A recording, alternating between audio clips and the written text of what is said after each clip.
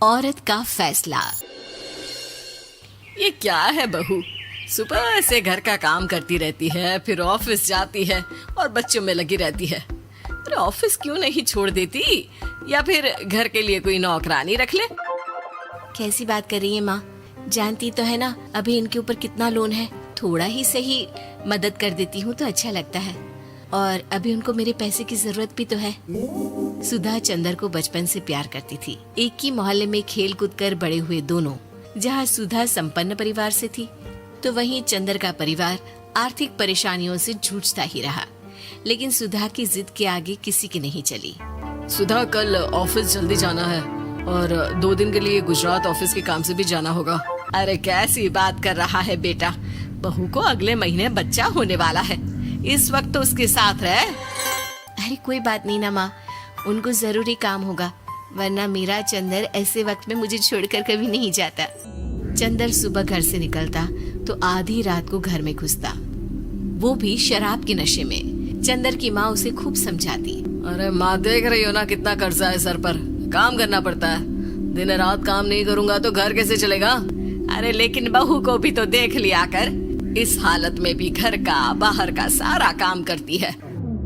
चंदर तो जैसे माँ की बात सुनकर भी अनसुना कर देता है। ऑफिस के बाद चंदर का फोन माँ के पास आता है। माँ, वो ऑफिस के काम से आज रात के लिए पास के शहर के ऑफिस जाना पड़ रहा है, कल सुबह आ जाऊंगा।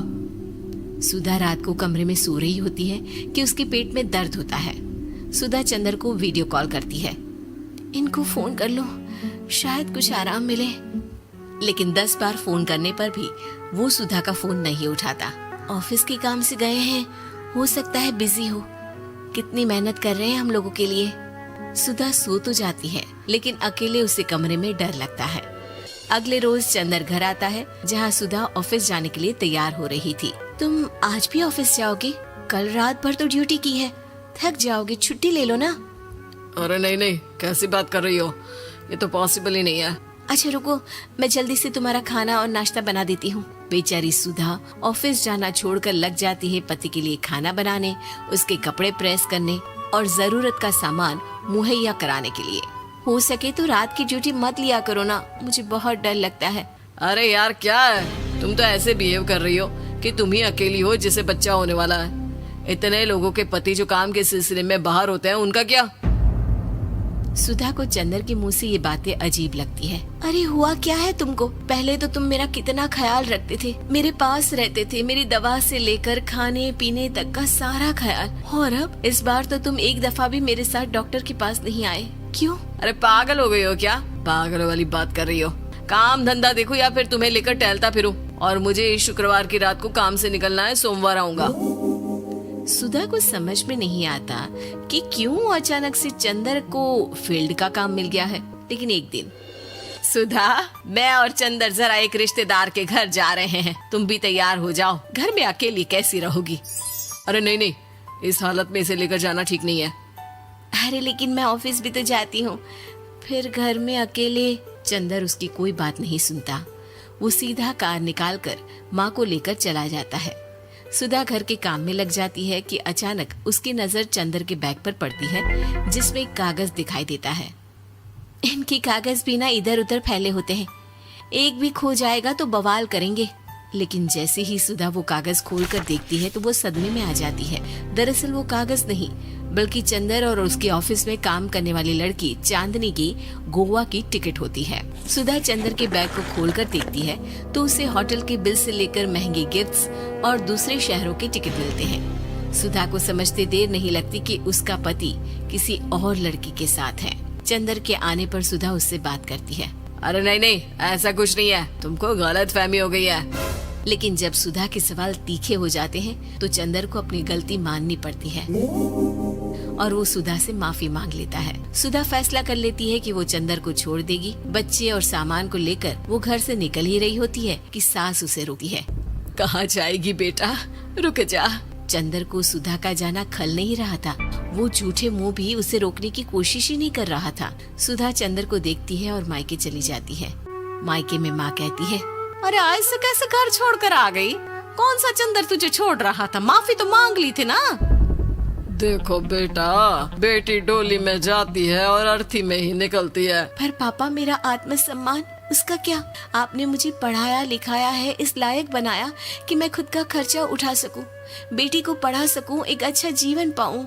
अरे लेकिन पति की जरूरत तो होती है ना सुधा दीदी, और अगर आपको नहीं है तो इस बच्ची का सोचो जो अपने पिता से इस कदर जुड़ी है। आने वाले बच्चे की सोचो जिसके आने से पहले ही आपने पिता का प्यार से दूर करने की सोच ली। सुधा फोन देखती है लेकिन चंदर का कोई कॉल नहीं होता।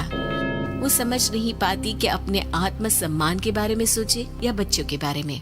मम्मी, हम नाना नानी के घर से दादी और पापा के पास कब जाएंगे?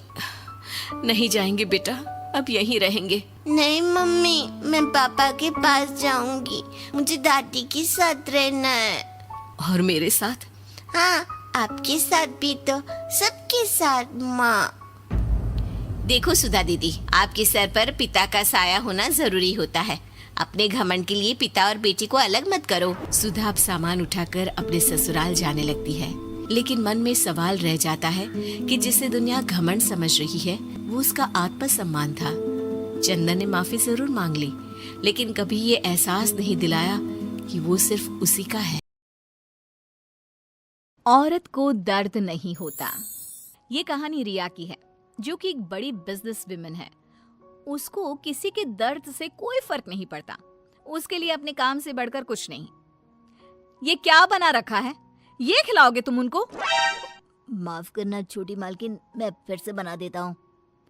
अरे क्या हुआ बहू, क्यों चिल्ला रही हो इन पर इतनी सुबह सुबह? अब क्या कर दिया इन्होंने? मम्मी जी, अभी दोपहर को मेरे बहुत ही इम्पोर्टेंट गेस्ट आने वाले हैं और इनका खाना ऐसा है बेस्वाद। अगर ये खाएंगे तो क्या सोचेंगे? इनको अभी के अभी नौकरी से निकाल दो। मुझे ऐसे लोग काम पर नहीं चाहिए जिनको ठीक से काम करना नहीं आता। अरे लेकिन बहू, ये बहुत सालों से हमारे लिए काम कर रहे हैं, ऐसा कैसे निकाल दे? हाँ मेम साहब, मुझे नौकरी से मत निकालिए।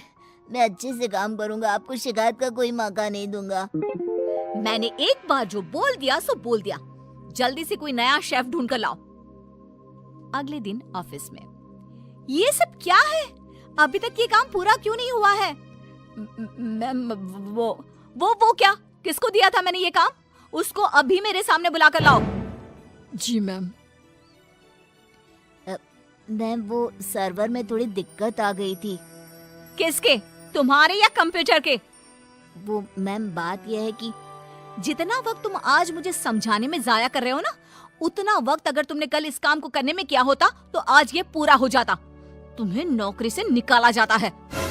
मैम प्लीज ऐसा मत करिए, मेरे छोटे छोटे बच्चे हैं, अगर मेरी नौकरी चली गई तो। ये सब तुमको ऐसा काम करने से पहले सोचना चाहिए था।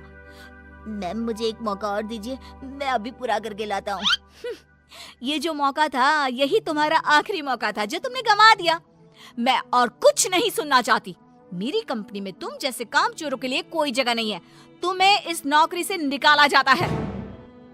शाम को घर पर, मैंने सुना आज तुमने फिर किसी को नौकरी से निकाल दिया। अरे हमारी पॉलिसी है ना, हमारी कंपनी लोगों के इमोशंस का भी ध्यान रखती है। इमोशन कुछ नहीं होता। कमजोर होते हैं वो लोग जो ऐसे काम करते हैं।